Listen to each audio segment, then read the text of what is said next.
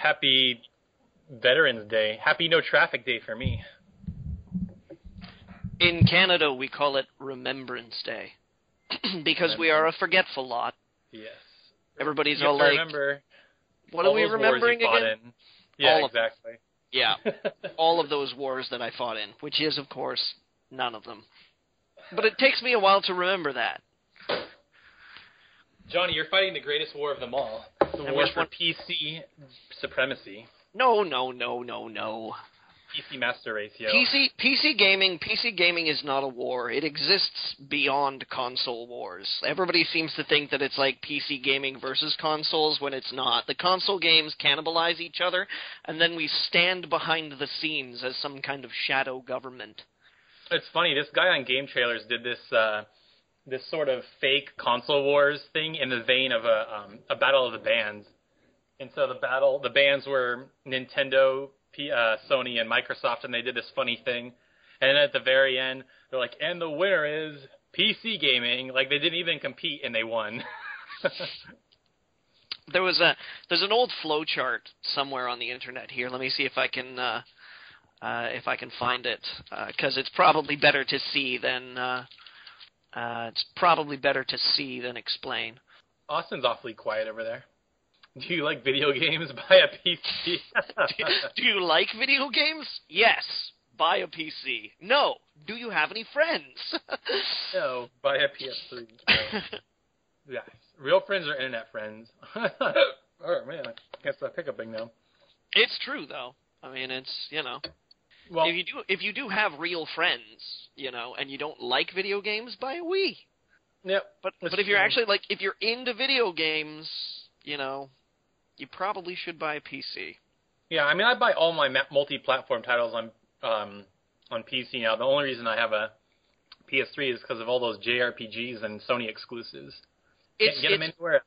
It's a better time than ever to be a PC gamer. It honestly is. We've never had, so much more focus on the graphics card wars, which is, pushing prices down like crazy, and just, you can play, because there was a time long ago in the dark ages of video games where the only controllers that you could get for PC games were, horrible. These little would-be Logitech-styled, they would feel like they managed to incorporate all the worst aspects of, the Sega Genesis controller and the Super Nintendo controller. Just chunky and huge, and the buttons were unresponsive and badly placed or too close together, and it was just eh. But now... You got all kinds of options. Oh, I mean, what's this shit I hear about you can just plug a PS4 controller into a PC and off it goes? That's awesome. Yep, that's pretty cool. I mean, it's a good time. It's a good time to be a PC gamer about most things. I mean, as you say, there are certain exclusives. There are certain types of games that aren't making it to the PC as much as, say, I would like. And then when they do come to the PC, they're a little, unwell.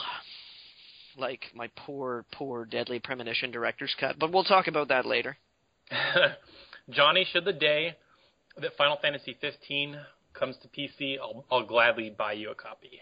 Well, Final Fantasy 14 is already on PC, and if you buy me a copy, I will punch you in the mouth. No, 15, the new one. Yeah, no, I know. I'm drawing a line in the sand right here that if you buy me a copy of Final Fantasy 14, I will punch you in the mouth. Apparently the re-release was a lot better. Yeah, but, I mean, still, I don't want to encourage them. Yeah. It's funny, I took a totally unscientific poll today about what next-gen console you're buying, or if you're buying one, and what games are you looking forward to. Now, granted, This could be completely skewed because of the people that follow me, and I skew towards the niche JRPG stuff, but I would say 90% of the people replied with PS4 and Final Fantasy 15. So it amazes me with how much Final Fantasy has been damaged this console generation that people still want to buy a brand new console just to buy the next Final Fantasy game. That is crazy. In fairness, 15 was going to be Versus, wasn't it? They rebranded Final Fantasy Versus 13 to be 15. Correct. And that was the last shining beacon of dignity that Final Fantasy was clinging to. I don't even consider them the same series. 13, all that's all that Toriyama bullshit. Nomura is it's not even the same. Like, you know what I'm saying? So now we know how to wake Austin from the dead. All we need to do is equate Final Fantasy 13 or Final Fantasy, say, 13-2 with something that he's excited about. And be like, hey, Austin, I hear that the new Pokemon game is going to be the Final Fantasy 13 of Pokemon. That would hurt my feelings. Seriously, I actually was talking about this on Twitter a couple of days ago about how Final Fantasy kind of always sucked a little bit. Like, I still love a lot of the games, but I was thinking about it more, and it's Toriyama. Just anything he touches, any game he's involved in is just awful. Give me the ones that Toriyama touched. 10-2, 13, 13-2. I'm trying to remember if what other ones he was involved in, but those are the ones off the top of my head. It's like he specifically is just a black hole of terribleness. And Nomura did the character designs. That was the first major one he did character designs for was 7, if I'm remembering right. I'll just look it up. He did graphic design in 6, monster design in 5. He is a debugger on 4. So Nomura? I could have sworn Nomura was character design on Final Fantasy 7. He was, but I was just giving you earlier examples. Got it. Yeah. No, let me throw you this way. Let me throw you a curveball, Austin. Let's say, and it probably will be relatively successful. Let's say Final Fantasy 15 like nails it. It's like the next best thing to Final Fantasy 7. Do you think they just give the keys to the kingdom to Nomura, or do you think they're just like, okay, that was fun, that was nice. Now let's let the guy that's used to doing it just keep doing what he's doing? No matter what happens with 15, as soon as he's done working on that, he'll just start working on Kingdom Hearts 3 because he's directing that as well. So he's tied up for the next 6 or 7 years at his pace. Can we clone him? Do you think that's possible? There's just not enough Nomura to go around. Can we hire back Sakaguchi? Can we kickstart Sakaguchi? What are they doing? Mistwalker. The lastest story. The very last story, we swear. I have no idea. No, they haven't worked on anything since that, if I'm remembering right. No, it looks like there's nothing in production that has been announced, so it must be secret. Maybe they're hugging it out. One can only hope. All I want is a Ni no Kuni 2. That would be my hope. We probably won't get it, but hey. Level 5 is working on a PS4 game of some sort. So okay. Now I'm wondering if that's that mobile phone port Wonderflick, or if there's actually another game. Yeah, possibly. I would never call my game Wonderflick. That's just not a good name. No, it's not. Especially with the kerning on it, it looks like Wonderfuck. Look at it. Tell me it doesn't. I'm looking it up. Johnny. It kind of does. It kind of does. Yeah, I told you. Yep, kind of does. Yep. That's a poor font choice on that L there. Yep. Didn't think that through, or just wasn't caught in the localization. So what do you think about those triple Titans, Johnny? Tampa's winning 15-0 right now. What the fuck? I saw that. I was like, are you kidding me? I don't know what a regular Titan is. Why are there triple of them? The Titan graphics cards. Oh, well, I mean, it might change now that we have, now that the new console generation's coming out, we're going to see a lot of cross-platform games that are going to make better use of the graphical capabilities of next-gen graphics cards, or I really should say current-gen graphics cards, or if I want to talk about the actual graphics cards that are in the console, last-gen graphics card.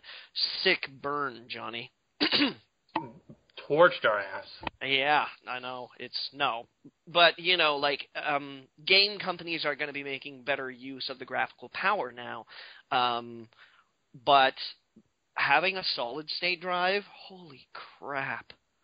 It makes computing, the art of computing, so much more pleasant. Austin, you know what I'm talking about. I do. Are you playing Pokemon right now? I haven't. I've actually gotten accused of playing Pokemon when I should have been doing other things, several times this week. I haven't played Pokemon. I haven't had time. Well, what are you playing right now, then? Right at this moment, I'm not playing Oh, God, anything. you're playing Fire Emblem, aren't you? I'm not. It's not even in my house right now. I lent it to someone. Wait, you let go of your copy of Fire Emblem? Lies. I saw you bought the $60 Wii game. I saw you tweet that. I bought a different Fire Emblem game. I haven't played that one, though. Oh, but it's still Fire Emblem. You lied to us, Austin. I did? Is it not in your house? Is it not in your house right now? That one is. That was not the one I was referring to. Case closed. So what are you playing then? Or are you watching something? Are you watching football? Are the Bears? No, it's Dolphins and Buccaneers right now. Are the Dolphins calling the other team mean names? Probably. Leaving racist voicemails. Yeah, maybe. It's halftime now. You guys want to start this? Yeah. We could. We could be done.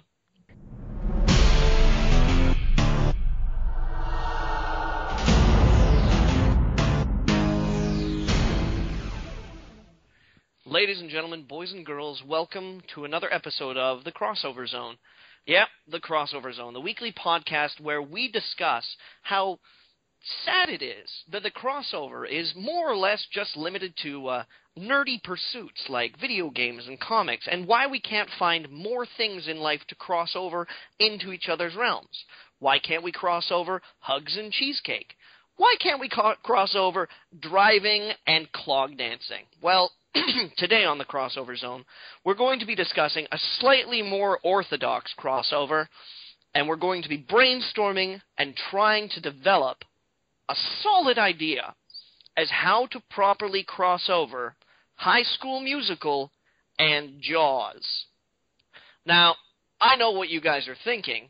Immediately, you want to see the cast of High School Musical get eaten by a shark. Well, here at the Crossover Zone, myself, your host Johnny Maloney, and my co-hosts for today, Austin Yorsky and handsome Taylor Hoyt, are going to be taking a little bit of an abstract route and discuss a story that we've formulated about a tap-dancing shark finding his way through adolescence to finally graduate and become the adult shark he knows he can be.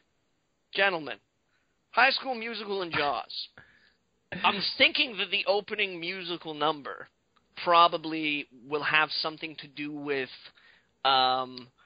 this young shark who's... Can his name be Otto von Bizshark? I don't see why not. Okay. All right. So this young, awkward, shy shark, all right, moves to a new school in the big city because previously he'd been going to school like in Nebraska, maybe, or like Kansas or something. So let's say he goes to New York and he starts at this brand new high school in New York, and all the other kids are like, get him away, he's a shark. And he's like, I just want to have some friends and maybe eat a harp seal. That could be the title of the first musical number.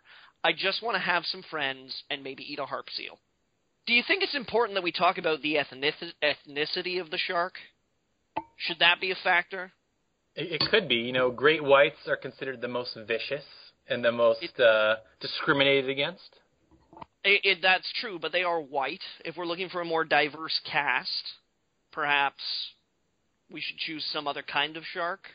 The hammerhead. What color are they? Are they off color? I think that most of them are gray. Okay. Maybe I think whale sharks have a colored tinge to them.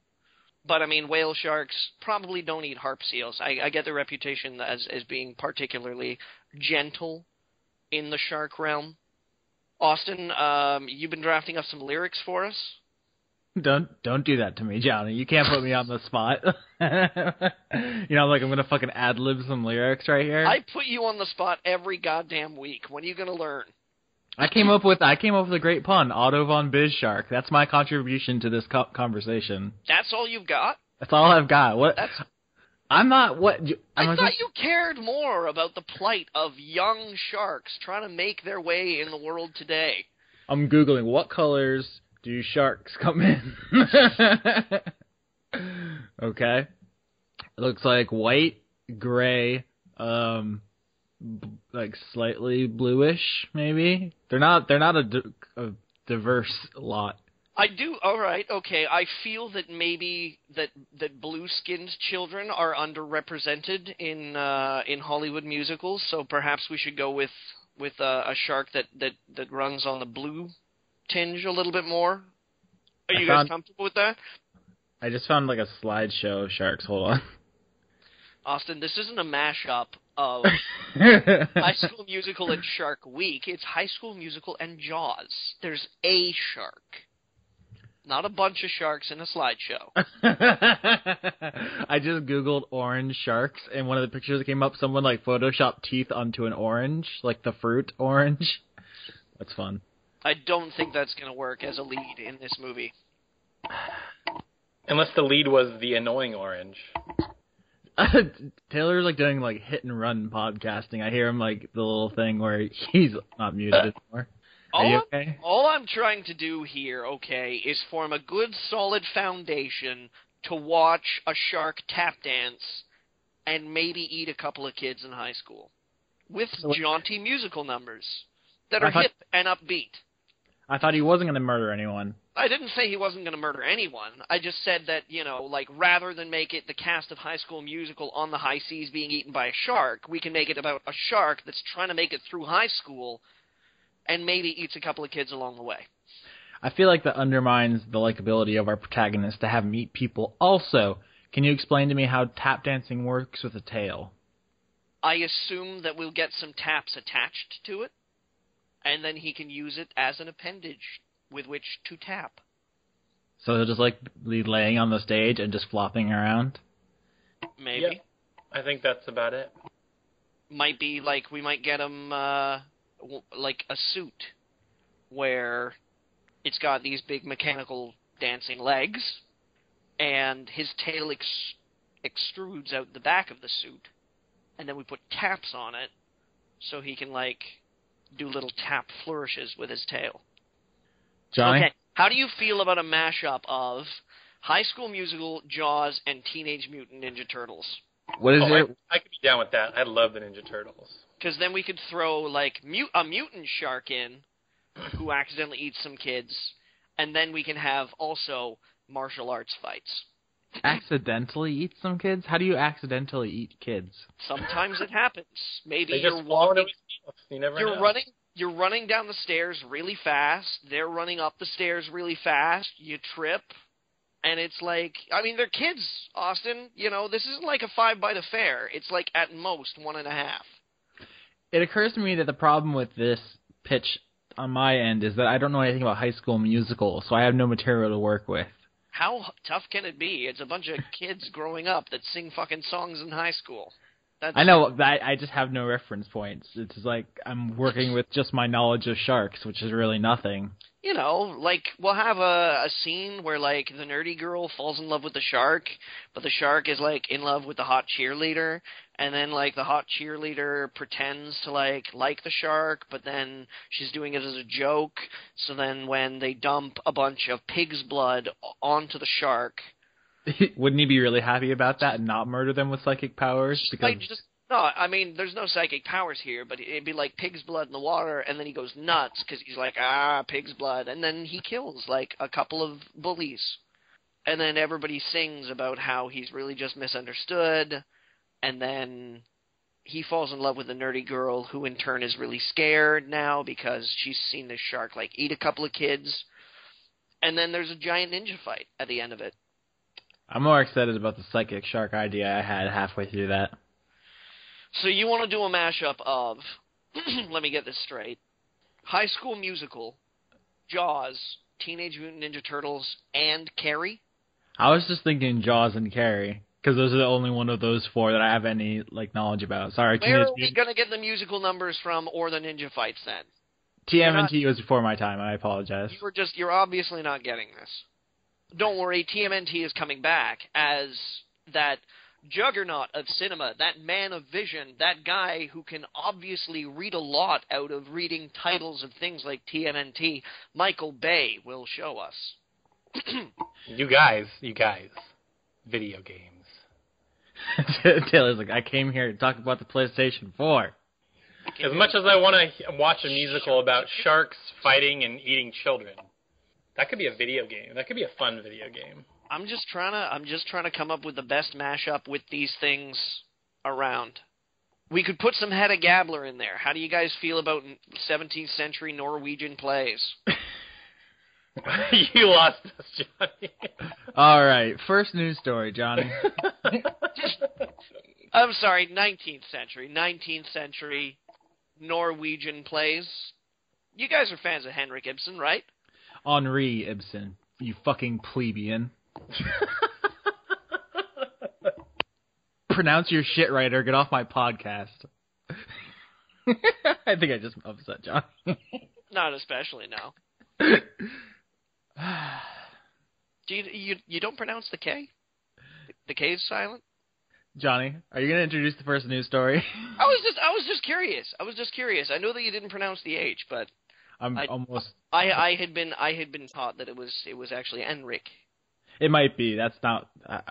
Who cares? Who? No one. I'm curious. All right. Okay. Never mind. It doesn't matter. It's gonna bother you for the rest of the show. It is. It's gonna bother me for the rest of the show. That's okay. We'll leave Mr. Ibsen alone. All right. Okay. And we'll maybe talk about some video games. I think that sounds about right. So. First news story. I feel like it's safe to say, I don't usually like it when everybody's like, ooh, who won E3, you know? But I do really think that the console, the lead up to the console release right now, is obviously a contest. I mean, Microsoft and Sony have been taking these sort of like sideways shots at each other, particularly Sony, actually. Microsoft has kind of been playing the catch-up game, as far as I'm concerned. So I think you could probably actually look at the lead-up to the release of the new console generation as being something extremely competitive, more so than the market is usually competitive. And it's my feeling, and feel free to disagree with me vocally if you guys feel the opposite, that Sony has so far been knocking it out of the park. Like, if it was a boxing match at this point in time, I'd be, like, screaming for Microsoft's coach to throw in the towel. Because it's kind of getting vicious. It's not very nice. He's got this giant lump on his face. Steve Ballmer has announced that he's going out, so maybe they have thrown in the towel. But, Sony kind of said something I'm a little bit uncomfortable with today. And that was basically that they might feel comfortable monitoring and recording all of the communications that you make through PSN. So things that you say to people, things that you write in the text chat, they feel like they might be okay taking all that down. Do you guys think that that's a big blow to Sony's marketing and selling power at this point in time? Well, to be fair, I don't know how they do that, because if I'm not mistaken, the way that they would do that is with the iToy, and that doesn't come packaged with the machine. So unlike the Kinect, which comes with every Xbox One. So I'm not quite sure how they do it, although there's probably a way that I'm going to get corrected on right now by Austin. Go. Oh, I was going to say, if I logged into the PSN right now, I'm pretty sure I could just send you a message through the PS3. You could, yeah. But it's not like voice chat like you would with Kinect or something. No, but presumably all of the data, you know, like we're not talking. They don't just buy servers in like Latvia. They just, you know, run their data through. Like every time that you log into the PSN, you're logging into Sony's servers. All that data comes through their paths. And at any point in time, they can choose to log, record, like pretty much do anything that they want. They say in the news statement that they are saying that they are completely incapable of monitoring all activity, and they're not committed to monitoring all activity, but they're basically saying that at any point in time, they can just butt in and have a look at anything that you're doing. Yeah, I mean, well, first of all, I was going to say I don't think this is really like unprecedented. Most of these companies can access the information if they want to, if it was going on on their networks and stuff, they're not like actively watching it. It's like if someone makes a complaint and saying you threatened to kill their family or something, they can look up what communication went down and verify that. I think the bigger question is, does this in any way change how we feel about the Xbox One? Because everyone was super upset about their quote-unquote spying stuff, and now does it seem like actually it's closer to both companies doing it? Like, is it not that big of a deal now if both are doing it? I don't care. I'm not buying either of these. It's all about Johnny. Yeah, I mean, like, I don't know what information that they could take that I would really care about. I don't, like, send private messages on the PSN. Usually that's through Skype or some other chat service. So they could record all the game purchasing data they want. I don't care. Well, I mean, Skype is owned by Microsoft, who sells their data to advertisers and gives it to the NSA. So they have your messages either way, Taylor. We're all fucked. Everybody run. I'm just saying, in terms of just this console war thing, when this news came out, when Sony updated their end user license agreement with this new line that people were talking about, everyone says, you know, you guys hated Microsoft and their spying Kinect. Now you have to. It's only fair if you hate on Sony just as much. Is it the same situation? Well, I didn't like that the Kinect was on the Microsoft Xbox. Sorry. I didn't like it that the Kinect was attached to the Microsoft plastic Tango sandwich because of the spying. I hated it because it artificially inflated the price of it. So are you also on the side that you don't care if the NSA watches you scratch yourself on the couch? I think that the people that are getting outraged about it at this point in time have probably not been aware of what's been going on for like the past 10 years. It's such a tricky situation though, because just because you didn't know what was going on doesn't mean you can't like retroactively be appalled by it. No, that much is true, and I mean, you know, you should be appalled by it insofar as much as you're willing to give up certain conveniences in your life.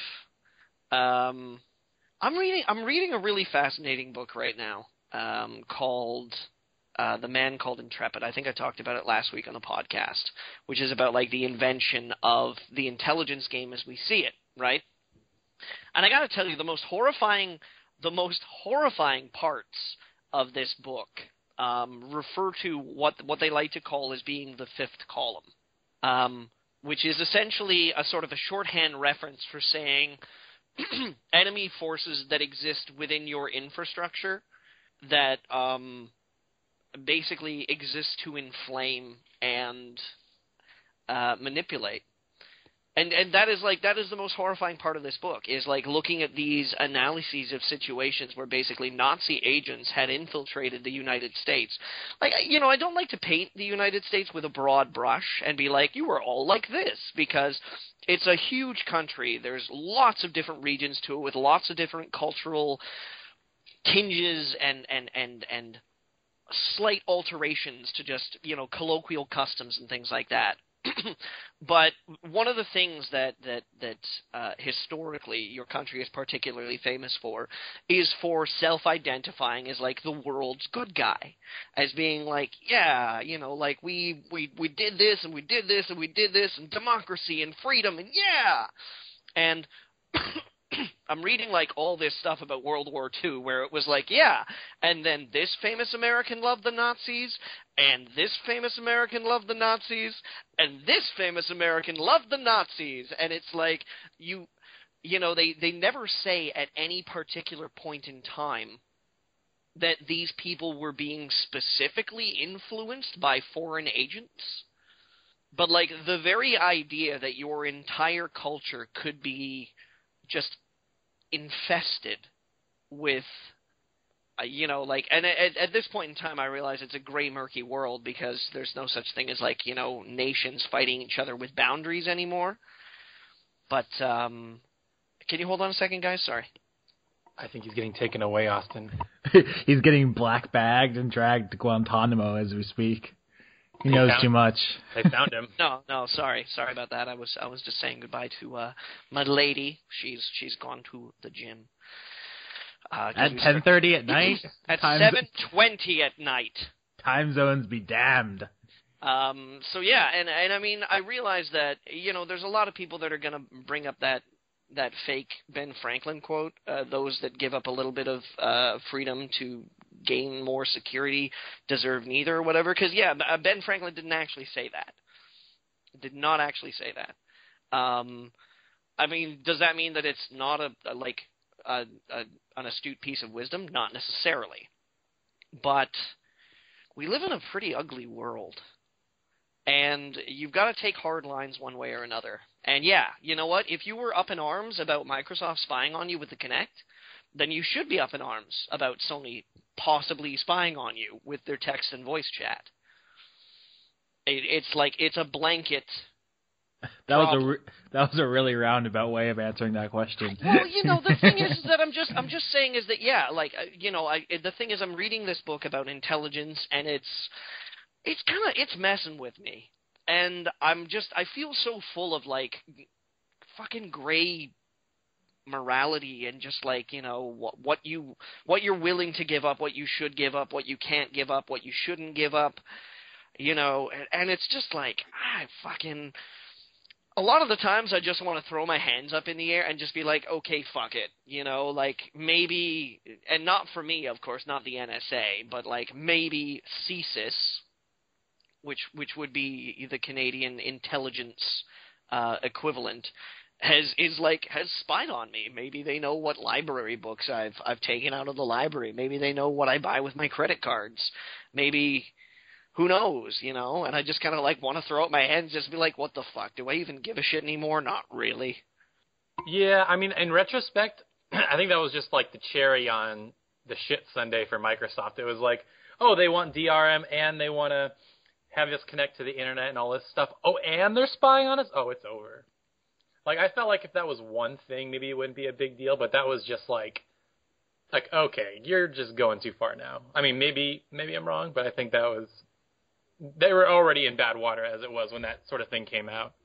Well, I mean, we brought you, Taylor, or at least I did, specifically on this podcast 4 days before the PlayStation 4 hits, because I wanted to confront you with this and be like, defend Sony.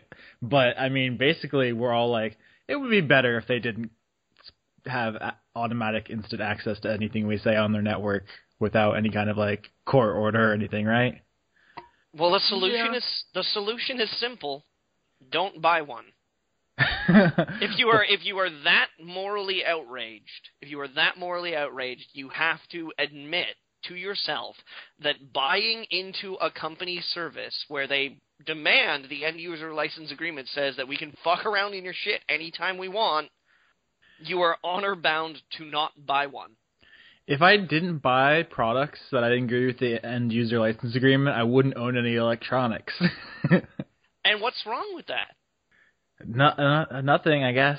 I don't have a smartphone. I feel pretty smart about that. But what you are saying is basically you're saying that you are willing only so far to, I don't know, abdicate on your rights or your commercial philosophy or whatever it is that bothers you specifically about the EULA. You're willing to let go of that, but only this far. That's the farthest that you're willing to go. That's a pretty cold conversation ending statement right there. It's if you don't agree with it, don't buy one. Next story. It is. It's very simple. Don't tell me that you are morally outraged about it while you're walking out of the store clutching your pre-order. I guess. The moment that you cross that line, I mean, it's different if they don't tell you. It's different if, you go in and they try to, slip it by you, but they've basically announced where they're yeah, we might look at your shit. Yeah, I guess that is better. That's kind of the whole national security thing with me as well. It's I just want to know how much, how far this is, how comfortable I can be with it. You know what I'm saying? I'd rather know and be aware of the boundaries than just being, super paranoid all the time. If they're just going to be hey, we're going to read your shit, so don't send anything super sensitive. I'm oh, thanks for the heads up. I don't know. I like that more. No, it stands to reason. I'll have to send my texts to Taylor in another format. Yeah, I don't do anything deplorable online where I'd get arrested for it, so I don't really care. I If it's still gonna mail make the my sun. I still mail my sex the old-fashioned way. I put it in a package and it goes post. Polaroids. People like open it up and there's like a little note that goes, "Ooh baby, that's good." Ooh, baby, that's good. It's in Morse code. The problem is that it takes quite a long time to have sex over telegraph. It's true. It's a true statement. All right. You want to move on to the next one, Johnny? We will move on to the next one, and which is, I mean, we've already done a Sony story today, so we might as well do a Microsoft one. And I mean, when you say the word Microsoft at this point in time, I wouldn't be surprised if everybody was like, "Oh my God, what did they say now?" Like, what size of shoe did they manage to fit in their mouth this time? But I gotta be honest with you, I'm kind of refreshed by this clarity. Insofar as that it seems like somebody is finally being honest with us a little bit. Now, to set the backdrop, of course, everybody was deeply, deeply concerned. In fact, I believe in a lot of fan polls that when the new systems were being announced, the number one concern among console gamers was that they wanted backwards compatibility to be a focus. They wanted to be able to play all their old games on the new infrastructure. I'm not surprised that Sony, because they moved away from the cell architecture to an x86, more traditional styled computer architecture, that PS3 games are not going to be available on it. However, they did announce that Gaikai, which has, I don't want to say it's been like, out of control successful, but has made a couple of news headlines in the strides that they're making in streaming technology, is basically going to be responsible for playing all your PlayStation 3 titles on the PS4. So all your old PS3 games, you should still be able to have access to them through the Gaikai service. Microsoft has been a little bit more obtuse about what their backwards compatibility is going to be. They've admitted so far that they want to have backwards compatibility, but aren't really telling anybody about it, which, as kind of verbally confirmed this week, means that they really have no idea what they're doing. I'm talking about Albert Pinello, who is the director of product planning for the Microsoft plastic Tango sandwich. He had this to say, basically, I suppose, in response to Gaikai and people wondering whether or not there was still going to be backwards compatibility. Talking about streaming, Albert Pinello said, quote, "It's really cool and really problematic all at the same time, insofar as it's really super cool if you happen to have the world's most awesome internet connection. It works way better than you'd expect it to. So managing quality of service, the tolerance people will have for it being crappy, can you imagine in this day and age with the bad information around and we can't control the quality of that experience and make sure it's good, or have to tell people they can't do it? This is one of the things where the network just has to get better before we can do it," end quote. So it seems as though Microsoft's hopes to have, because I think they announced that they wanted to have streaming. Microsoft? Yeah, didn't they say that they wanted to have a streaming service that... I know it was a big thing for Sony. I don't remember hearing much about it from Microsoft. I mean, they didn't buy Gaikai, so they're trying to build something from the ground up. They've been kind of quiet about it, but that would be the only way that the Xbox One would be backwards compatible, would be through streaming. So that's kind of what this is about. Someone's like, "Hey, are you guys still working on that thing?" And then he's like, "Actually, it's not going so well." Yeah. I do find it kind of interesting, though, that a company that was all gung-ho about having 24-hour, 7-day-a-week connectivity is now like, well, you know what? Internet connectivity kind of sucks. You don't say. I think that's funny. But yeah, so That's all. I mean, that's partially because the having to check in once a day isn't dependent on a fast internet connection. They just need to make sure that you're not, circumventing their measures there. This would actually require them to put in some work for the user's benefit, which is a different story altogether, and they they know that. Yeah. Now they did. They did talk a lot about. They have talked a lot about the whole cloud thing in the past, about the interconnectivity of games. What's that goddamn driving game that they were so proud that other drivers are going to dictate the AI of the game? And Forza's Drivatars. Was it Drivatars? Okay, Drivatars. So does that mean that Drivatars is going to be shit? Well, I mean, I've read some articles by engineers and stuff who say that cloud is largely bullshit. It's not going to be that big of a deal. It's not able to access any kind of magic reserve of computing power that's going to change gaming. I mean, it's not like, that by connecting to the internet we make a giant supercomputer.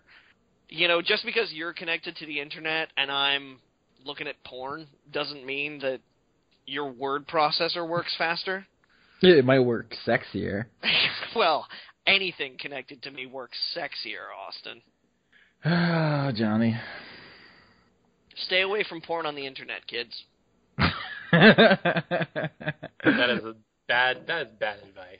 It does weird things to your expectations. Okay, forget video games.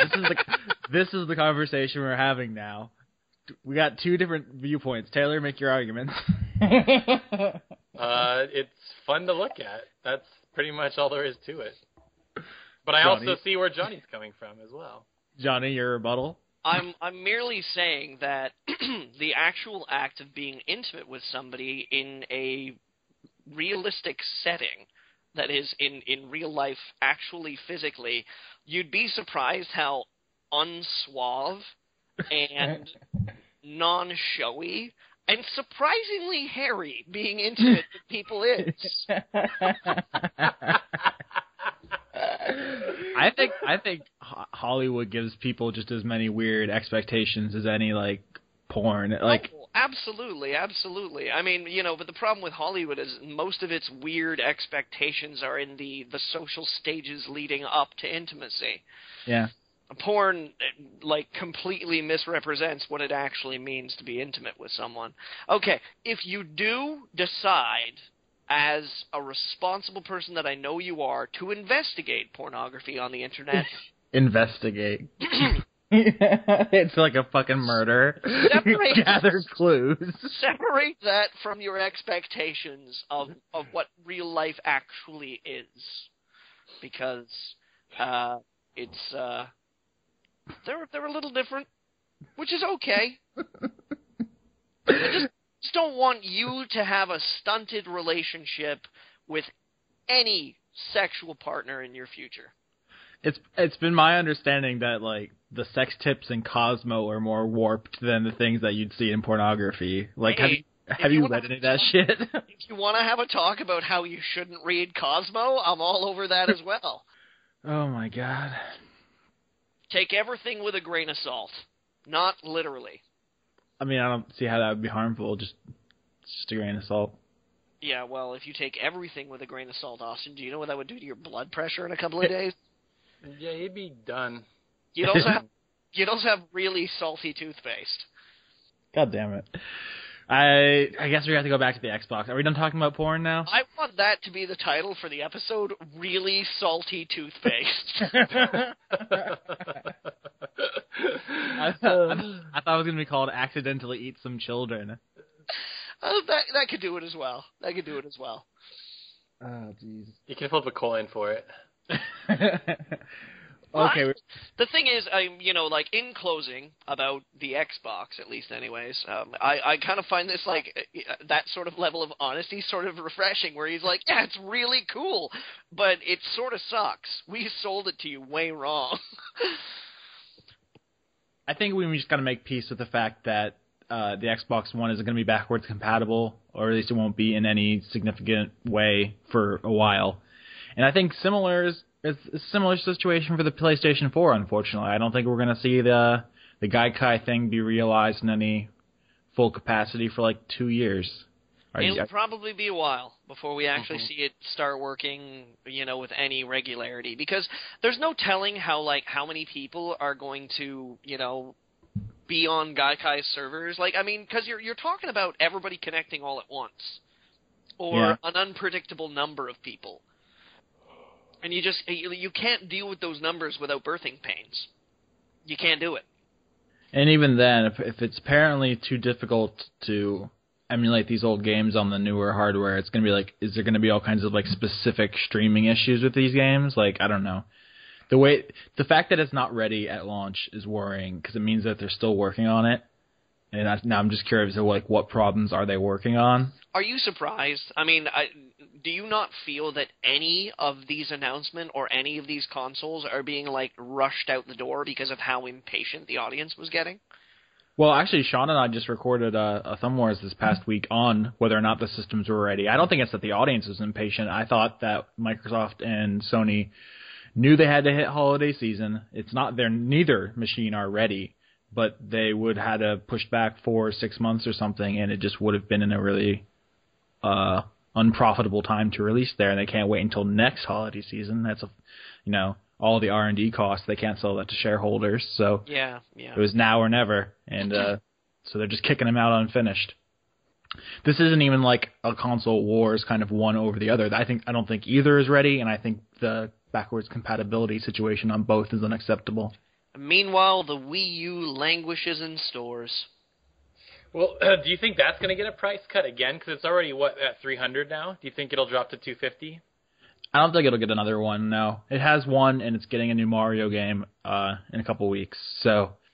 I want to address something that Sean mentioned on the Thumb Wars, because I listened to it this morning, and he made it sound like that the Wind Waker HD was like the Wii U saving grace, but it happened to be that when Wind Waker HD came out, that coincided with the price drop.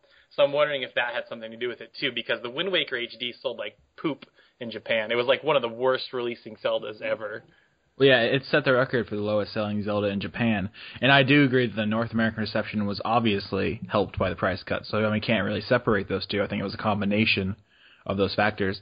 If the kind of topic of conversation here is the Wii U in the mix holiday season wise, I do think it's going to jump up. I think when people see $300 Nintendo console versus $400 and $500 HD or rival machines, I think parents are going to pick up Wii U and Mario. It's just going to happen. Will it be enough to quote unquote save it? I don't know. I still think it needs a deeper library.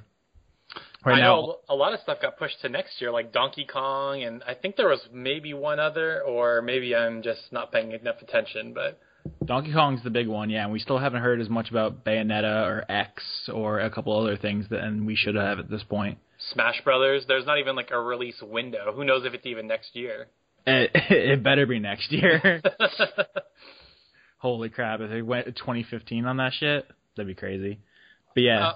Not to get too far off topic, but were you a little disappointed that they didn't use the Fire Emblem Awakening style for Marth?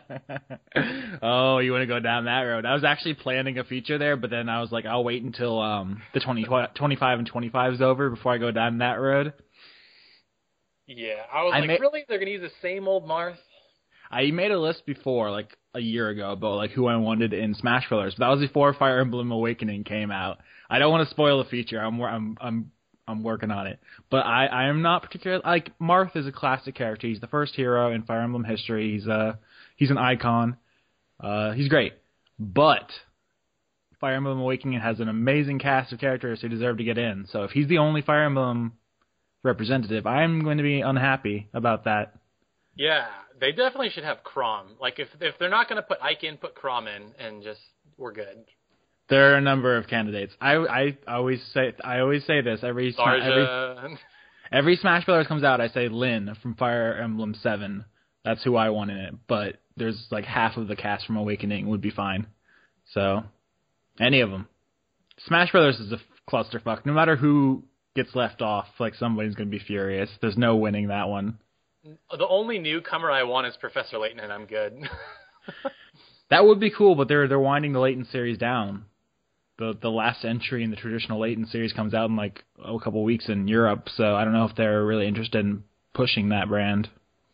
It's true, but still, like, he's such like a staple of like the series. I mean, Captain Falcon was in the Wii. And was there even like when was the last time a freaking F-Zero game came out? You know, GameCube.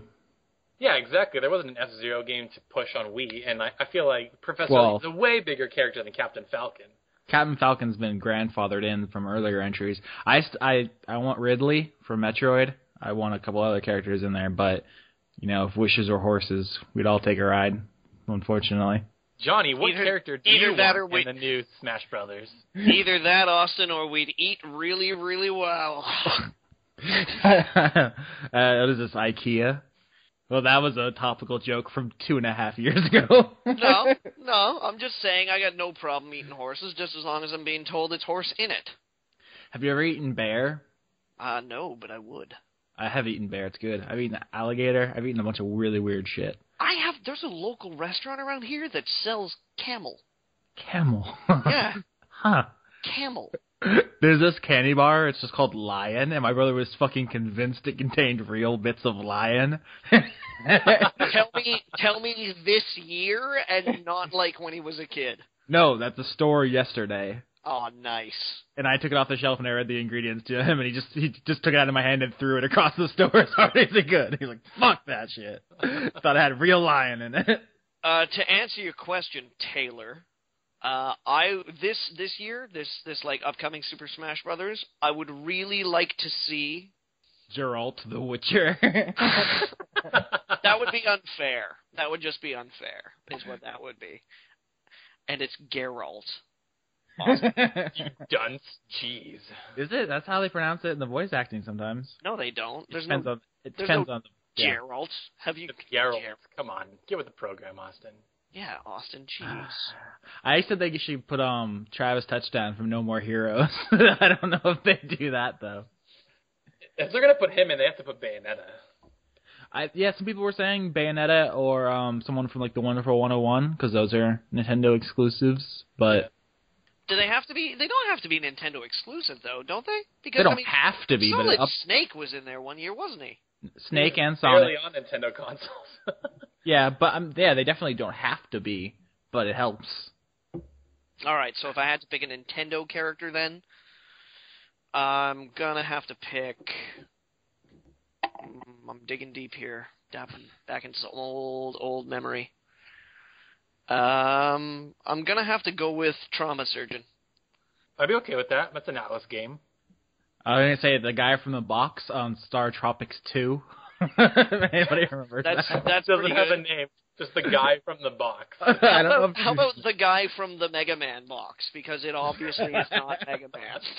Bad Box Art Mega Man is like his official name. Bad Box Art Mega Man. He was actually a character in Street Fighter Cross Tekken. If you look up the I guess his name is Zoda. If you look up the Star Tropics 2 box art, there's like this cool guy with like green like hands and claws and like a sweet helmet. I don't know if he's actually in the game. I just always really like that box art. He should be in it.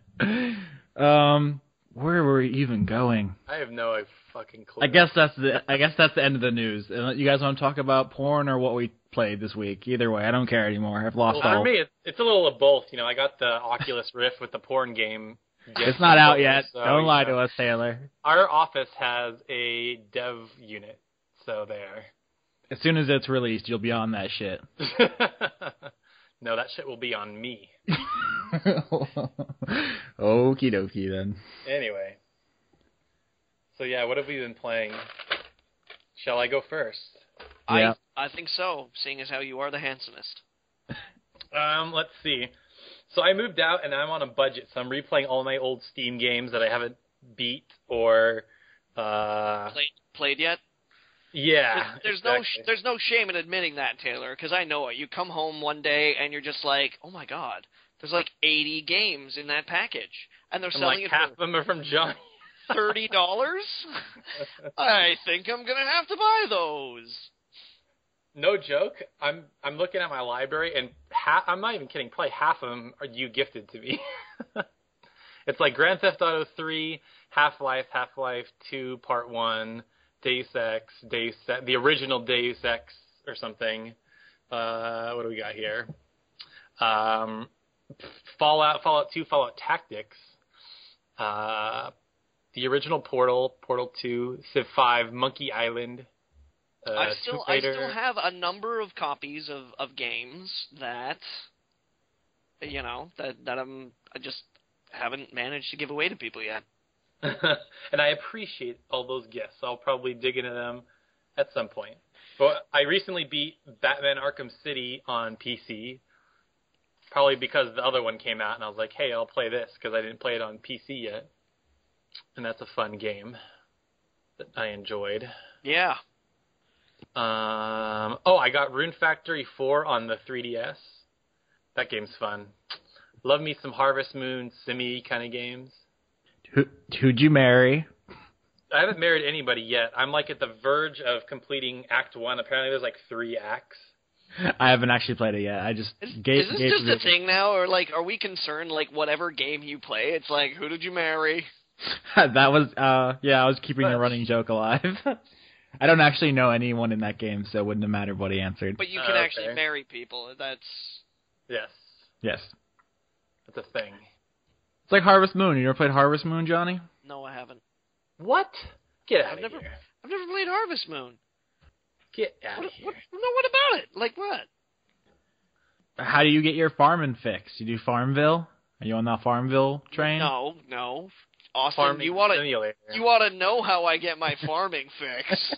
Well, it's just to hit me how many different farming games there are. There's a lot of them now. It's kind of creepy. Yeah. The newest edition of Farming Simulator is out. I think Sean Bean endorses it, so... No. The Train Simulator?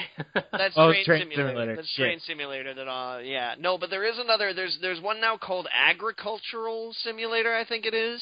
Oh, my God. Yeah, Agricultural Simulator is out, which is not the same as Farming Simulator. It's a different simulator. It simulates agriculture, while the other simulates farming. Well, then. Important distinction. That's that. Apparently so. So, Taylor, you played what now? Rune Factory 4 on the 3DS. At the moment, I'm putting together a top list for my favorite PS3 games for a video, so I replayed like all my favorite PS3 games, which I won't reveal because I don't want to ruin the video, but I'm sure anybody that knows me can take an educated guess. Yeah, I think our 25 and 25 beat you to the punch there. That'll be done in a few days, and then you'll just be able to take something off that list, because we basically covered all of them, all the good games on the PS3. Sorry. Yeah, but this is my own. People want my opinion, not the whole site as a whole opinion.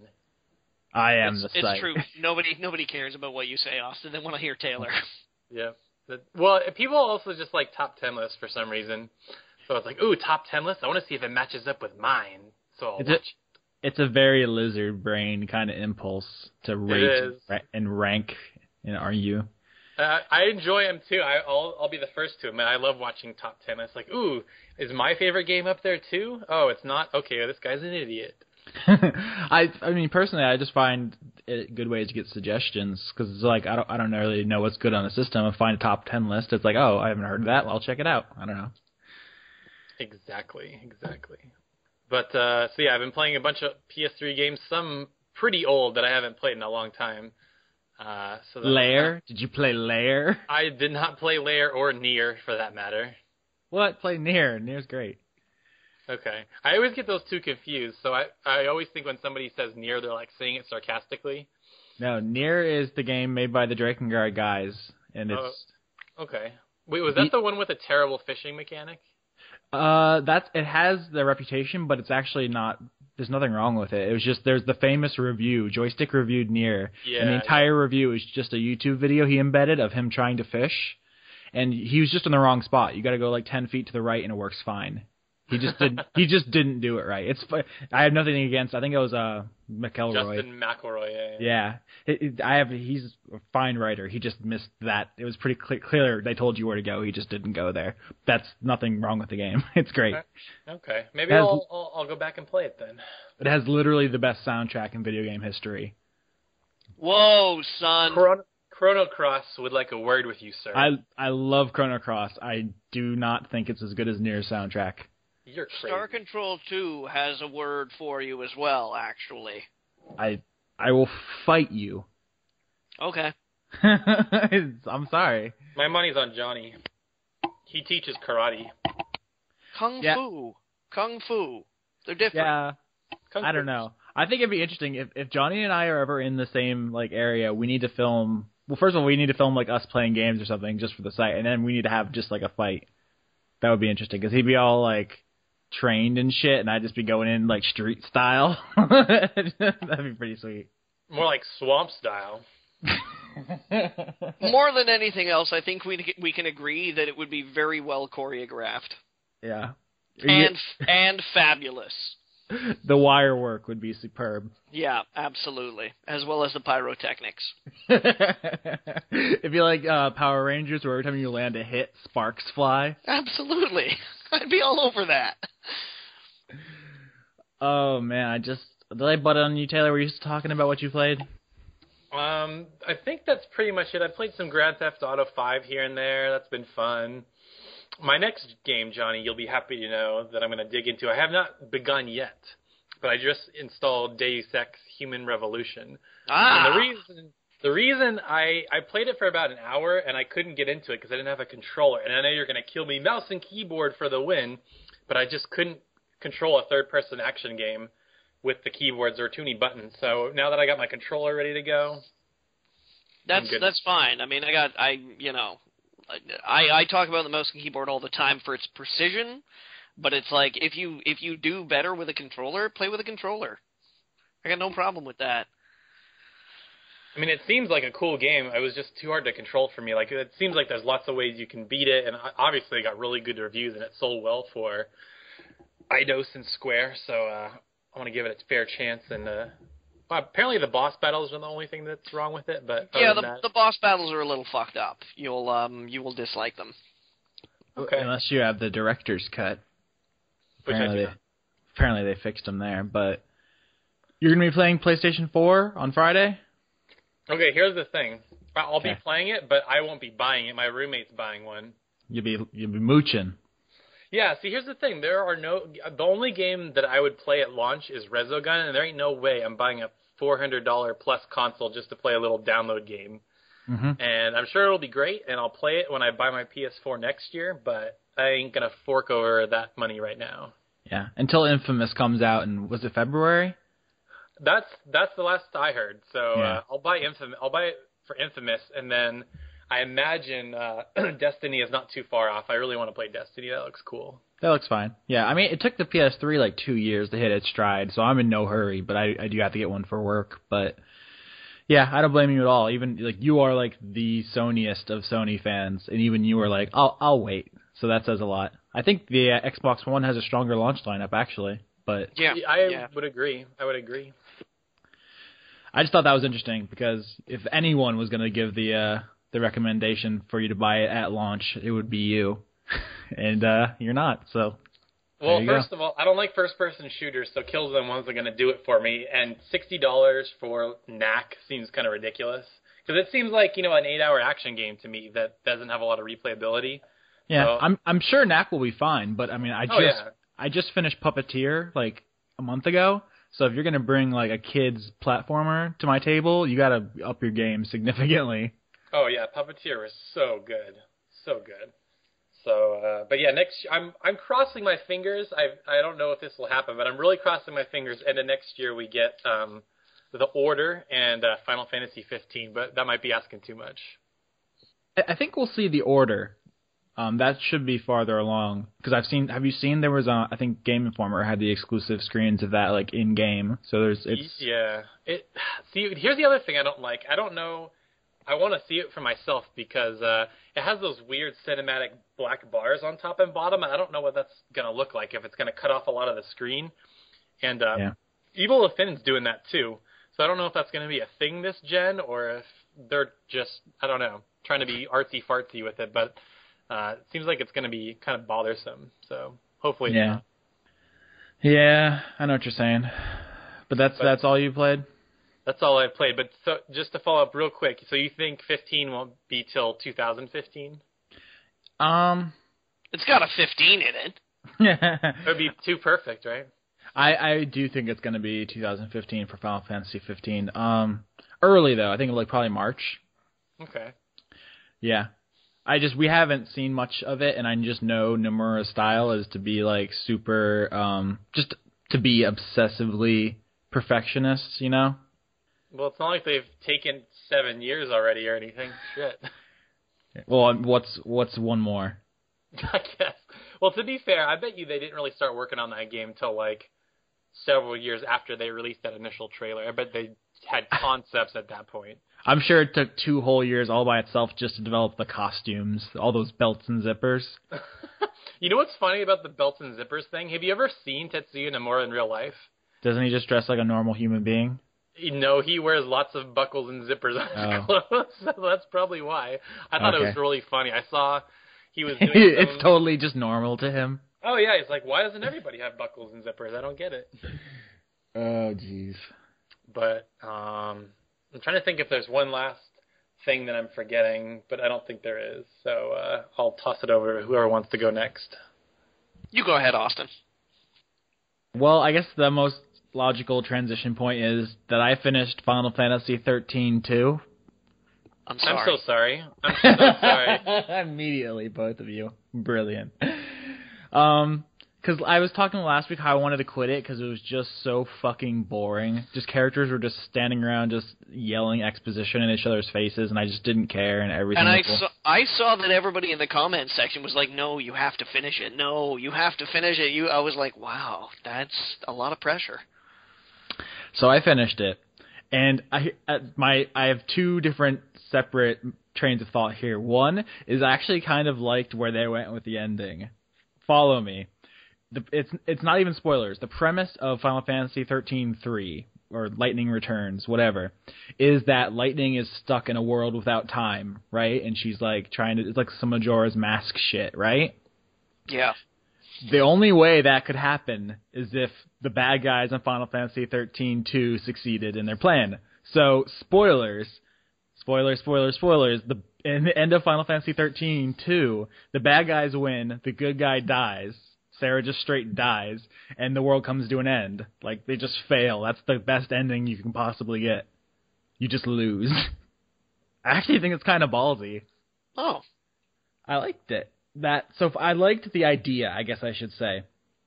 The execution was fucking hilarious. It's playing like the cheesiest 80s power ballad at the end while like time is coming to an end and Sarah's like dying, and it's just like I thought it was like the fucking theme from Titanic for a second there, and it was like things were exploding everywhere. It was so I had to be on purpose. There's no way that they thought that music fit. I talked about the musical dissonance last week, how it went from J-pop to like death metal at the drop of a hat. Yeah. This time it was like, you beat the game, everything's happy music, and it's like, oh no, actually it's not, everything's exploding, everyone's dying, and it's still the same happy music. It was the weirdest thing that I've seen, and I laughed my ass off. Yeah, that's kind of strange. It has to be on purpose. It seems like a running theme in the whole thing. Like, I don't know if you know about Crazy Chocobo. I was tweeting about that on the weekend, but there's a remix of the Chocobo theme with like lyrics done in like a metal style. It's the stupidest thing, but I fucking love it because of how terrible it is. And it's like it was intentional, all of it. They must know they suck. There's no other explanation for it. But wait, Austin. So what you're telling me is that Final Fantasy 13-2 was like, fine, you didn't like it, we'll burn it all down. Was Final Fantasy 13-2 the I'm taking my ball and going home of Square Enix? In some ways, yeah. They're like, you didn't like the linearity, you didn't like the battle system, you didn't like the characters, fine, fuck them. Like, we'll just change everything, just get rid of everything you don't like, and just make this entirely new, weird, clashing, awful thing that was kind of entertaining in its own right. At the end, at least. The middle part was just fucking boring, but there are elements of it that are just hilarious. Huh. Do you feel a better man having gotten through it all the way? Or do you still feel abused? I wish I could have just skipped the middle, just like all of that, because all you do is teleport from like place to place where people talk about shit I don't care about. Like, it was just dreadful. I don't know. I just kind of want to see the beginning and the end. Everything in between is just pointless to me. So YouTube it? Yeah, I'm sure that all the cutscenes are online. Okay, Austin. Yeah, yes. So now, wasn't there a thing where you had to buy the ending in DLC or something like that? What was that all about? Yeah, how it was told to me was like you have to buy the DLC to get the real ending. What it turns out, and I didn't buy it, but the ending seemed relatively complete. There was just some questions, and I looked it up. There's like a scene missing. It's not the real ending. It's just how it explains one part. Like, it's not spoilers. Fuck it. You know how in Lightning Returns, Lightning is back. Like, what is she returning from? Like, at the end of 13.2, she gets turned into Crystal, and how that happened got cut out and sold as DLC. It's not like integral or anything. It's just an explanation for a plot point. I mean, that's still bullshit. You shouldn't sell that as DLC, but it's not like they actually just chopped off the end. That's not like Ashura's Wrath, where they just chopped off the ending. Okay, yeah, because I was watching YouTube videos and reading, like, NeoGAF, and they made it sound like, oh, they, like, stopped right before the end of the game, and then you had to buy the end of the game. I'm like, that sucks, but apparently that's not what's happening. That's exactly what happened with Ashura's Wrath. That's some bullshit. I actually like that game, but that's some evil bullshit. Yeah, with Final Fantasy 13-2, it's just like the bad guy says to you, he's like, Lightning is dead. And you're like, I don't believe you! And then it just, like, cuts to her being crystallized. And it's like, wouldn't you like to know how that happened? Buy the DLC, and then it just goes on. It's, and then I guess. Now, are you excited about 13.3? Is the question. Excited is a strong word. I'm curious to see how they dig themselves out of this hole, I guess. Because how do you undo the destruction of all space and time with one person? Retcon. I assume that's the thing, though. 13.2 is a retcon of 1. It actually, you know how they end. I mean, Taylor, you didn't play 13, but you know the ending, right? Kind of. No.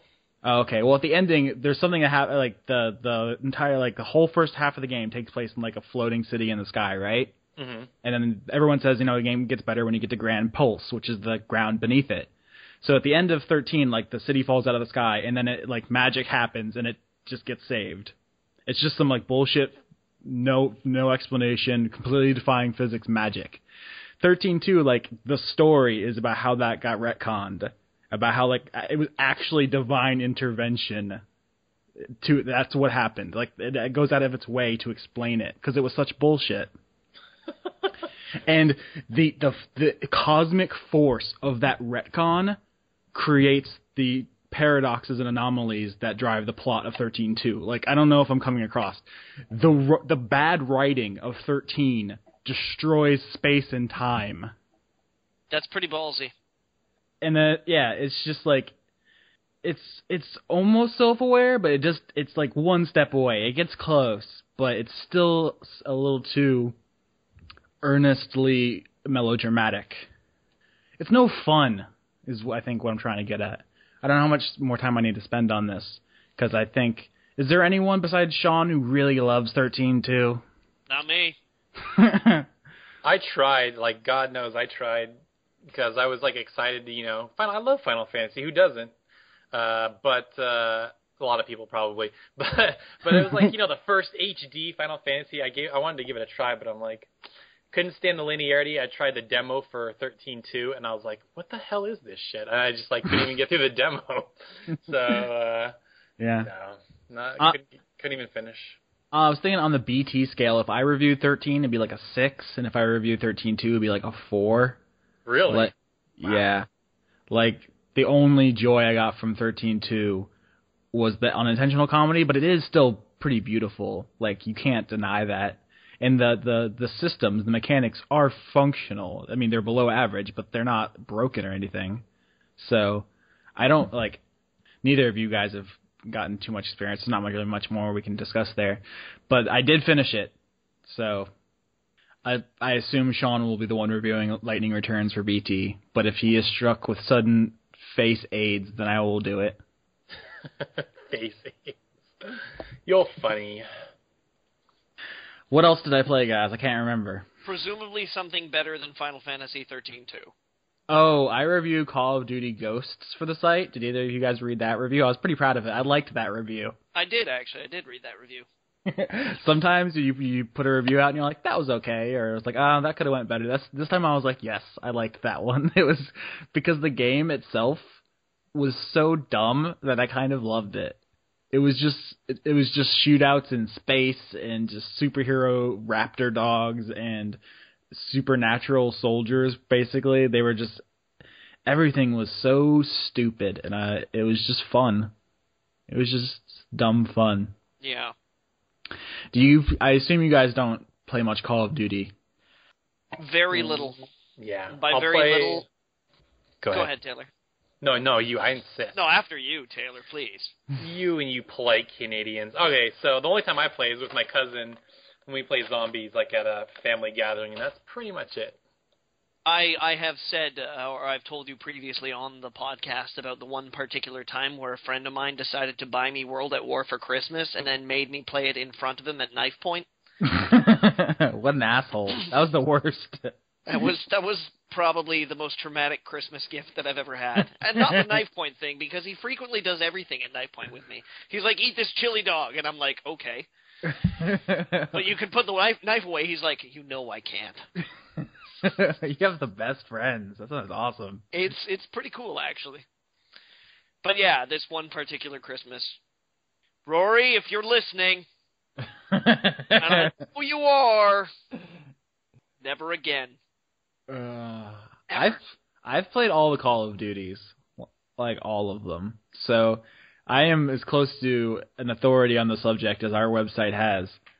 And it's weird because I actually go through this in my review, but it's like there's a continuum of quality. Everyone thinks that like Call of Duty is all one just bland, homogenous thing, but there's like a wild variation in quality between them.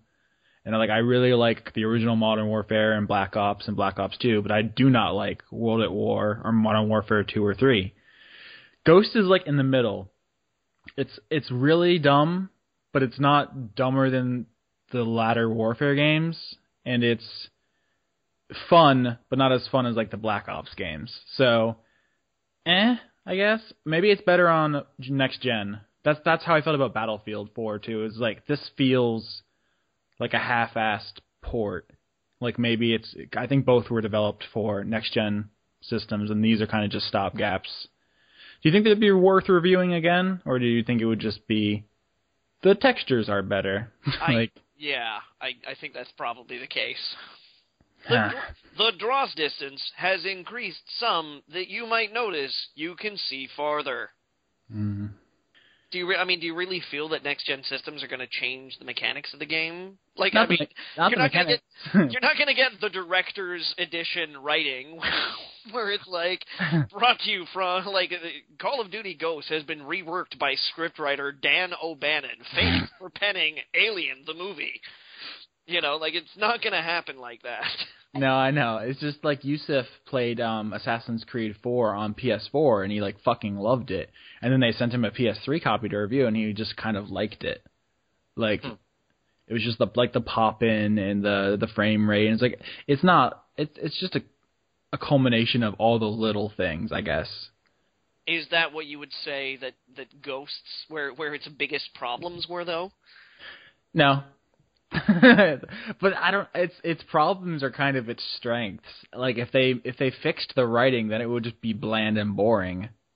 You know what I'm saying? I liked it because it's so wacky and cartoonish. That's what I said. I think Treyarch should go in this serious military direction, and Infinity Ward should just become like the Spinal Tap of first-person shooters.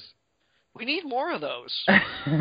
Well, I mean, Battlefield's already got, like, the quote-unquote kind of, like, big blockbuster real war experience, and then you've got, like, Arma for, like, no, seriously, this is the realistic experience. This is the real war experience. Where you're just, like, running in a field, and you hear pop, and you're like, what's that?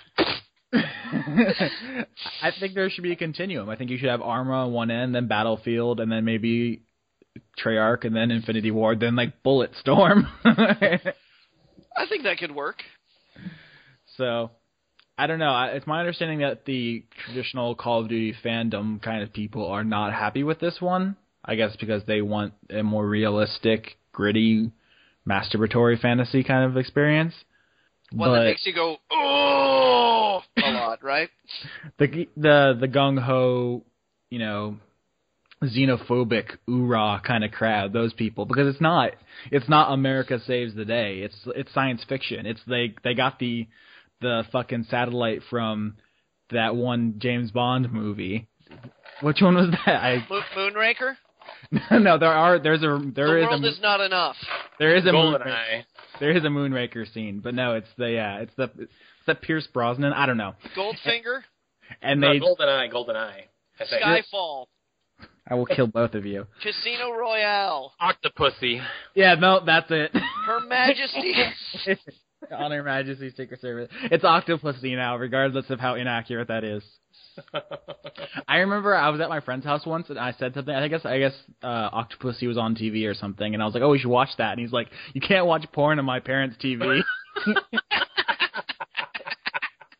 I was like, "No, it's James Bond, I swear." It was like really embarrassing.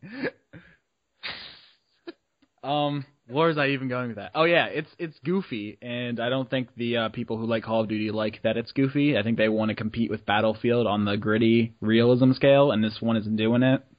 I guess that's it. Neither of you guys care about Call of Duty. I don't think our listeners do either. So, what else did I play? I played Sly Cooper, Thieves in Time. Taylor, are you a Sly Cooper fan? I'm not, but I did play a bit of that one on the Vita. And it seems pretty charming with the characters and the art style, but the gameplay seems pretty repetitive and boring. But maybe if you're into those collectathon platformer games, that it's right up your alley.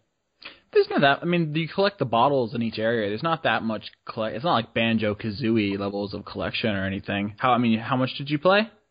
Oh, maybe an hour or something. Not a ton. Yeah, I wouldn't say there's too much collecting with it. It's basically the Grand Theft Auto style, like as far as structure goes, where there's like a main hub area, and then you go to markers on the map to take missions. It's not really a lot of collecting. Well, don't you have to steal coins from all the bad guys without getting caught and stuff?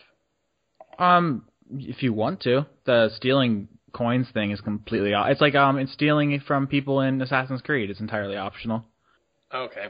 I thought that was like part of the thing, because I never played the originals on PS2, so I don't really know how big of a deal that was or not.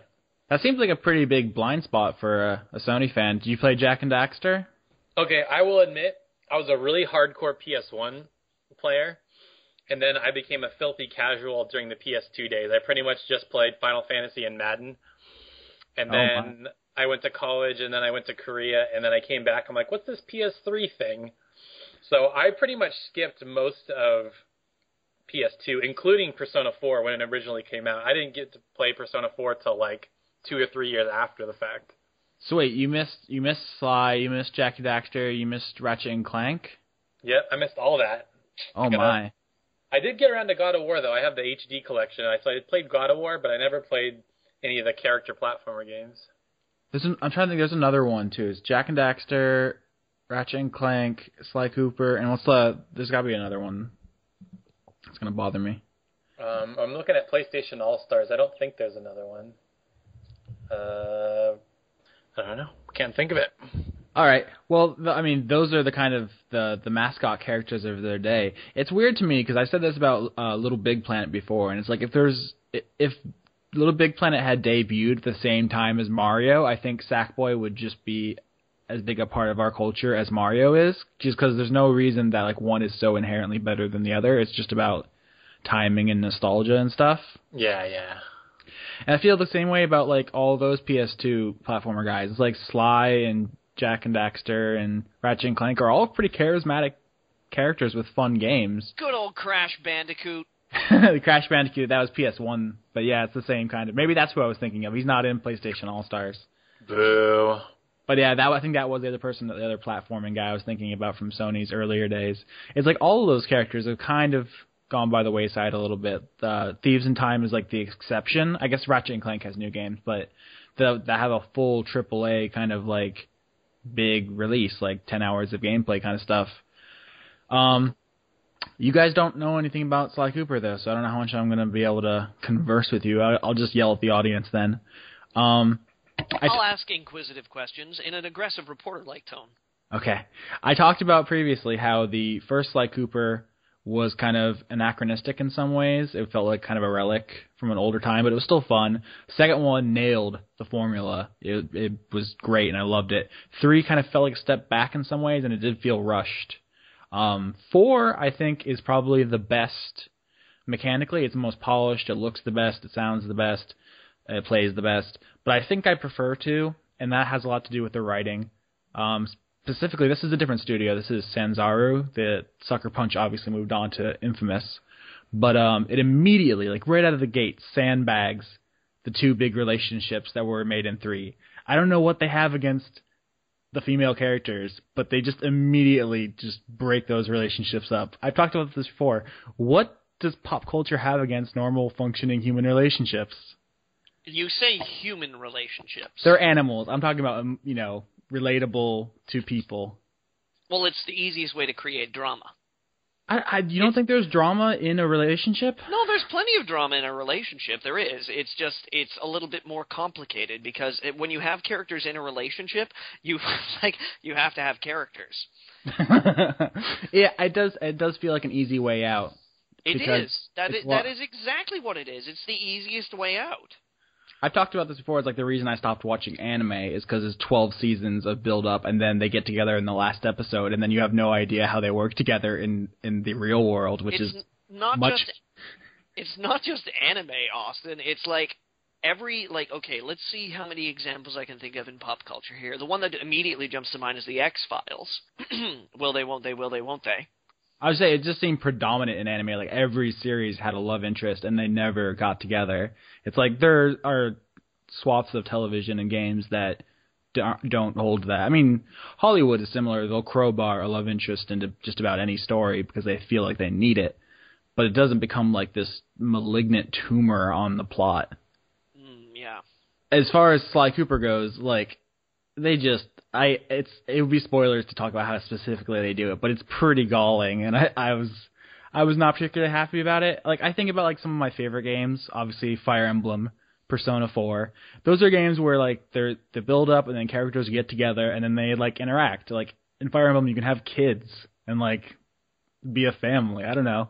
That's way more interesting to me than people figuring out whether or not they want to sleep with each other. But they obviously do. Like it's not interesting to me as an audience to see 2 people who clearly should be together not being together because of not very well explained reasons. Lazy writing, Austin. I'm just saying, it's just lazy writing. I guess. I was looking for more like deeper sociological implications about like how we, it's the thrill of the chase or something, or maybe they think it's... For that, you've got to go to a David Cage game. To get all those emotions? Okay. I was thinking maybe they thought it would be more... Because you know how like editors didn't think Spider-Man was relatable anymore once he got married, so they like broke him and Mary Jane up or whatever. I was thinking maybe it's something like that, where they think that people who play video games aren't in relationships, so they wouldn't understand. It could be just that as well. I mean, like we still, as video game enthusiasts, we still battle against these ridiculous stereotypes that, each one of us is just a hair's breadth away from going into our grandfather's arsenal and shooting up the nearest school. We're all fat, we're all unattractive, we're all antisocial. It's like, no, I'm sorry, no. I mean, we're like the 3 nerdiest dudes in the universe, and none of us are like fat basement dwellers. Like, Johnny and I have girlfriends, Taylor's pretty sexy, like, I don't see where this is coming from. Are the rest of you giving us a bad name? Stop it. Yeah, jeez. It's bullshit. It's all that porn on the internet. No, it's not. Oh, man. Pardon me. Oh, couldn't resist. We talked about the NSA earlier, too, because now they know what kind of porn Taylor's into. They'll be much easier to manipulate him. True. They know. Once they have Taylor, then it's just dominoes. The rest of the government goes. Yep. What was I talking about? Oh, yeah, raccoon. Sly Cooper. Yeah. Raccoons having sex. It's a raccoon and a fox. His love interest is a fox. Yeah, I can see that happening. But the only other major criticism Especially on the internet. the only other major criticisms I had was one was the subtitles. I turned them on just because I did, and half of the shit isn't subtitles. So I guess if you're deaf, just fuck you. What the hell? Like, why even have subtitles if you're not going to subtitle half the dialogue? I mean, correct me if I'm wrong. If you're listening to this podcast and you happen to be deaf, first of all, congratulations on overcoming your adversity. Second of all, what the fuck? Why would they do that? I think you're asking the wrong people. You probably shouldn't be asking the deaf people. You should be asking the people responsible for making subtitles for the deaf people. I guess. And the other thing is the ending sucks. And it's not even, where it goes plot-wise. It's just everything about how it's executed. Like, the final boss fight is just a quick-time event, which is almost never satisfying. And you have to, collect all the trophies and stuff to see the actual ending, and I'm never down with that, mandatory collection. Yeah. So just everything about the way that's executed. Yeah. How do you do a special unlockable ending? Because it almost always seems tedious. Is there a way to make it rewarding without resorting to kind of obsessive compulsive? They did it in Persona 4, if I'm not mistaken. In Persona 4 Golden, there's an extra unlockable ending thing. Which one would you talk about? The Marie subplot they added? Yeah, and then after the fact, you see how everybody is a year after the fact, and everybody's got haircuts and outfits and whatnot. Yeah, I mean that was the way that Persona handles it is more thematically relevant. It's you have to go back to the food court or whatever, blah blah blah. That's part of the story. I liked the way that was handled in general. But when it's nope, you gotta beat the time record on all the races or something. I don't know. That kind of shit's always just seems like busy work. Yeah, it's the wrong way to do it. It's artificially extending gameplay to pull people in who are only interested in story. And that's the fucking wrong way to do it. And also in this day and age, you can just look it up on YouTube, which is what I did. There you go. I was like, oh, there's a secret ending. Oh, that'll take 30 seconds to find. Oh, there it is. I saw it. Fuck you. I don't know. Yeah, that's how I did the Assassin's Creed collectibles. I was like, what happens when you get all the feathers? That's it? Fuck that. I still don't know what happens when you get all the feathers. What happens when you get all the feathers? It's so not fucking worth it. It's like your mom wakes up and is like, "Oh, Ezio, I love you," and you're like, "Mama, gotta go, bye." Nice talking to you. Pretty much, it was underwhelming to say the very least. What the hell? The feathers are the worst collectible in human history. Fucking, I hated those motherfucking things. I had to retrain myself to ignore them basically because I was like, "Oh, shiny thing, better go get." Oh, it's just a fucking feather. See, that's what makes Saints Row 4 so fucking great. Yeah, all your collectibles, just good times. Good times. So that's all I finished this week. I was right. Sly, Call of Duty, Final Fantasy. I played another game, but I'm only a little bit into it. I want to wait until next week. I don't want to run any longer. So I'm going to pass it to Johnny. Strangely enough, I played some more Saints Row 4 this week. Sweet. Totally was. I don't really have anything else to say about it. I mean, it's just fucking hilarious. It's so much fun. Seriously, it might be the most fun I've had playing video games in years. By no stretch. It's not the best video game I've ever played, but it might be the most fun I've had playing one. It's sewn together from lost parts, and it's half-assed, but it's amazing fun. You know that you're doing something right when the mere act of just moving around your game is fucking laughably fun. Where you're just sprinting down the road and fucking upending cars left, right, and center, jumping over goddamn buildings and just being oh yeah, just going to the corner store. It's much fun. I also got to play, again, I'm still working my way through Arkham Origins. Still fun, still enjoying it. More recent patches have fixed the problems that previous patches had caused me. So that was kind of nice.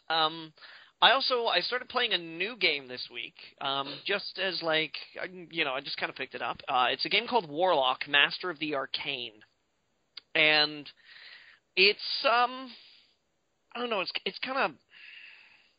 Do you ever get a game because it looks like an old game that you've played, and go, I want to try this out. This looks a lot like, and then you grab it and you finally get down to it. And you're like, oh my god, this is the exact same game. I wonder. That's probably happened to me. I can't recall off the top of my head though. I was kind of thinking about it because it almost seems as though it's something that's endemic to the PC market specifically. Where it's like some game comes out in 1990 or something, and everybody loves it. But then, for some reason over the years, that particular style of game, and that game specifically, fades into obscurity. And then there's a bunch of guys who get through school who are all like, yeah, do you remember this game? It was fucking awesome. Yeah, this game was fucking awesome. Then they get together and they make a game that is exactly that game. And you see it, and you're like, hey, that game looks great. It really reminds me of this old game.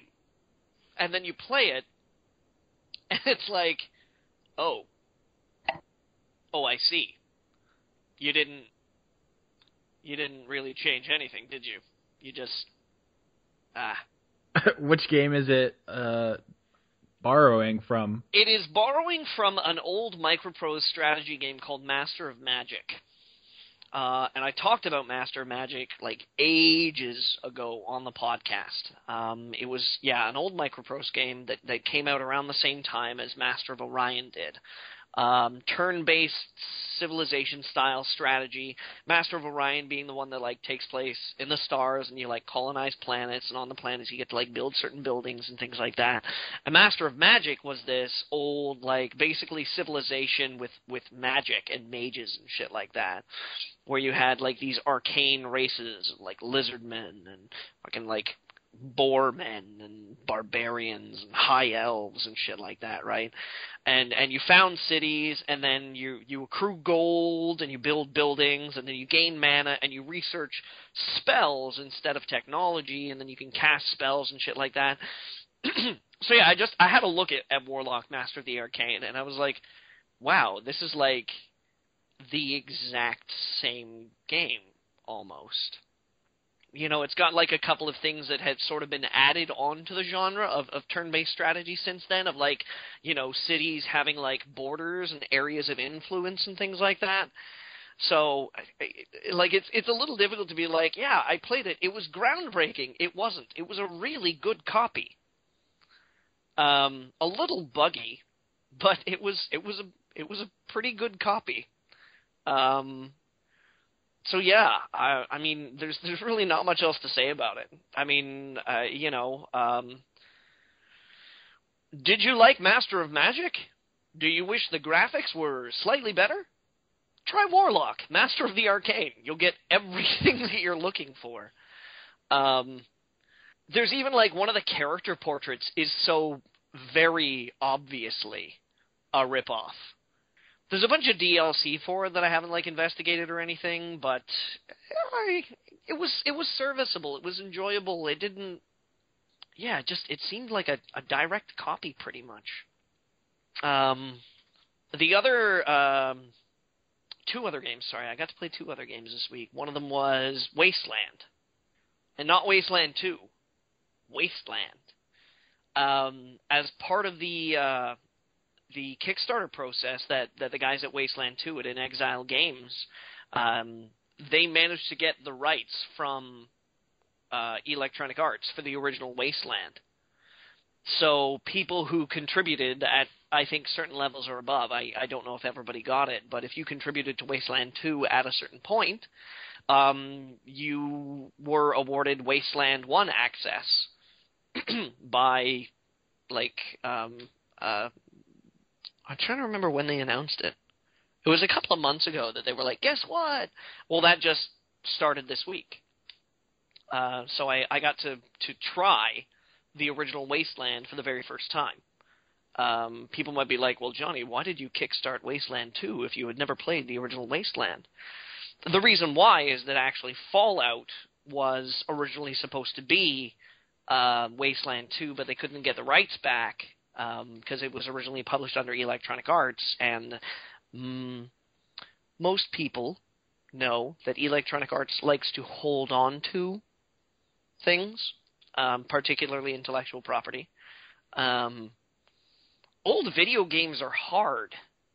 I had forgotten how hard they were. Because I think Wasteland was like 1987 or something like that. Damn, that's ancient. Even for a PC game. It's old school. Give me a second here. Wasteland video game, 1988. My apologies, 1988. Well, that's because most games are like 20 minutes long, so they had to disguise that by killing you every 5 seconds. Oh no! I mean, like this is it's a dense and deep game, like the old school RPGs, you know, like your Ultimas and your Might and Magics and shit like that. Yeah, they were hard as balls, absolutely, but they were big, they were expansive, and yeah, I just, like, I start playing it, and it suddenly dawned on me how horribly spoiled I am as a gamer. To be like, to not have to read manuals, to not be like, okay, now, what are my, like, what's my, you know, quick sheet keys? That was one thing that they used to have in old PC games, where they had quick sheets, where you could take them out and put them next to your keyboard, and it would have, like, the layout of what each key would do. And oh, good God. Yeah, I played it for like 25 minutes, and I was like, I'm going to have to read a manual here.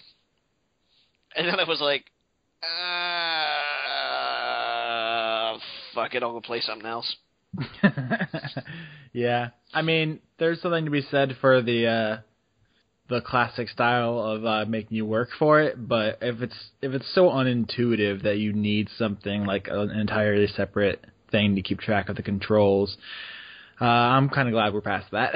Well, I don't even know if it's the controls necessarily, just that, like, you know, there's so many things that have changed for the better since then. Introducing you to your world, like, user interface, talking to characters, like, character motivation. Like, it just sort of, like, drops you in, and it's like, go for it. And I'm like, okay, what? What is it? Like, what am I doing?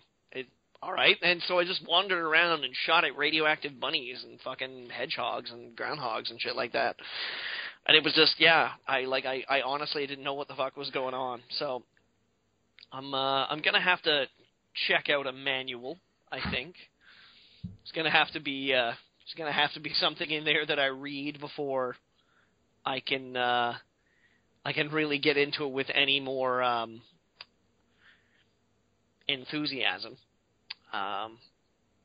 But I want to move on, and I want to talk about the last game that I played this week, because I made some misjudgments last week about it, and that is Deadly Premonition, the director's cut. The misjudgments I made about it was that it was a well-designed product up to the resolution. I talked a little bit last week about how Durante, the guy who did the Dark Souls resolution fix, has been working out on like a Deadly Premonition resolution fix, and he's gone above and beyond at this point in time. Like he says he's nearing his final version. Essentially, he's added tons of shit. There's like screen space ambient occlusion, fast approximate anti-aliasing, resolution, of course. He's gone nuts. The problem is that the game is not actually that well made. And I think I'm seeing now why it got greenlit as opposed to just showing up on the Steam store. The game freezes completely, and this is the thing, is that I thought, I was like, yeah, well, you know, like the mod must be a little bit undercooked or something like that, because it's not running that well. Well, I decided in the past week to uninstall the old mod and, update and uninstall completely and just try and run the game by itself. Yeah, it freezes and crashes like nobody's business. So it's just a bad port then? It's a really bad port. Aww. If I'm going to be driving at any point in time, I need to quit the game, exit Steam entirely, restart my computer, start Steam up, and before anything else gets done, play Deadly Premonition and go through the driving segment. Because it freezes, seconds after you get in the car. And there are all these, tips about how you have to deal with it. Some guy was like, here's what you have to do. You have to run deadlypremonition.exe in Windows 98 compatibility mode. But then the launcher needs to be run in Administrator, but not in Windows 98 compatibility mode. And then it's just it's a mess. I only managed to play one more hour this week because it took me a couple of days to figure out what was going on with it, what was wrong, why I couldn't get in the car without it freezing. It was at first I thought it was the mod. The mod actually makes it more stable. So at first I thought it was the mod. So then I uninstalled the mod, and then I tried playing it, and it froze. And I was like, oh, okay, I guess then it's something else. So then I tried updating to the new mod, and then adjusting the compatibility settings, and it was still freezing, and it was still having problems. And then eventually it was I think I was looking on a forum somewhere or something like that, and a guy was like, every time that this happens, every time you get in the car and it freezes, quit the game, quit Steam, exit Steam. You can't just restart your computer. It was this is very important. I was like, okay, sure. Exit Steam, restart your computer, and before you do anything else, start up Steam and play Deadly Premonition again. And I was like, all right. So it took me literally 10 tries during the course of this past week to get past that driving segment. And it just was it didn't want it to happen. So since last week's episode, where I believe I left off having just left the hotel, I have now got to the police station. I did the police station, and then they were like, quick, let's drive to the hospital. I was like, okay. So I got in the car, and it froze. So, yeah. I'm not really happy about the quality of the PC port. Not at all. But I'm going to slowly work my way through it, maybe. I'm probably going to try and finish with Arkham Origins first because it works. But once I have the time to, restart the computer every single time I need to go driving, then maybe I'll get into Deadly Premonition with a little bit more oomph. There's still the possibility, of course, that Durant, or Durante, or whatever it is working with... what are their names? Rocket Shadow Games or something like that? I don't know. Rising Star Games, excuse me, not Rocket Shadow Games. So yeah, they've been in contact with him apparently, and I think they're all working together for an official patch. But it looks really good with the mods now. I'm just kind of sad that it's this bad. I played it for about, I think, 4 hours I have logged in Deadly Premonition, and it's one of those hours almost certainly was spent trying to drive from the hotel to the police station. And it's just and then immediately after the police station, it was congratulations, get in the car, and I'm like, fuck. So, I don't know. Yeah, I hear the driving is really bad in that game. I mean, the actual driving mechanic itself is pretty fucked up. But, the actual, the fact that it goes is it's a bit weird for me. So. Yeah, even Jim Sterling, who gave that game a 10, I believe, said the PC port's pretty fucked up. So for him to say it's bad, you know it's bad. Yeah. But anyway. That's actually pretty much what I got to play this week. Okie dokie. Do you want to wrap up the podcast here, Johnny? I don't think it would be unacceptable for the shark to, like, maybe eat one kid accidentally. Because then he could be really sad about it, and then it's like, you know, you can have a little bit of depth and growth as a character, where he's like, you know, but I didn't mean it. Are you still going with the up the stairs, down the stairs accident? Is that how you're framing that? Absolutely. Like, you know, the shark's on his way down the stairs, and he trips, and then the kid's like, oh no. Is it going to be the little brother of his love interest or something? That would be dramatic. That would be very dramatic. Very dramatic. Because then they could have a song later on where she's like, you hate my brother, but I didn't like him anyway. Oh my god. Alright, I gotta go. You guys can keep talking if you want. I'm going to leave the recording thing going, but I gotta head out. What am I going to say to Taylor? I don't figure it out. Bye, guys. Hey, Peace Taylor. out, dog. What's up? Hey. Hey. How you doing?